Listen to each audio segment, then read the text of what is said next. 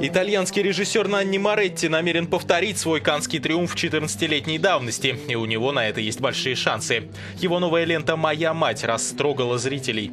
Фильм частично основан на биографии самого Моретти. Он рассказывает о режиссере, чью работу осложняют проблемы в семье, болезнь матери.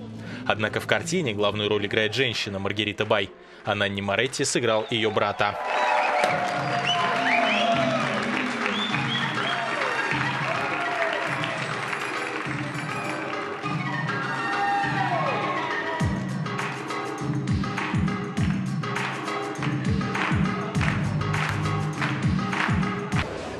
После парада новичков в начале конкурса теперь на красной дорожке появляются именитые призеры фестиваля. Но в то время как лента Нанни Моретти тронула набережную Круазет, фильм Гаса Ван Санта провалился. Его освистали во время показа.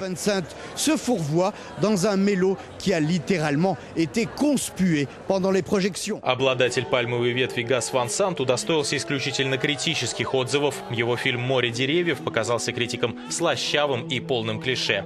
От этого ленту не уберег и звездный актерский состав. Картина рассказывает об американце и японце, которые хотят покончить с собой в лесу у подножья Фудзиямы, его еще называют лесом самоубийц. Однако в итоге оба передумывают и вместе пытаются выбраться.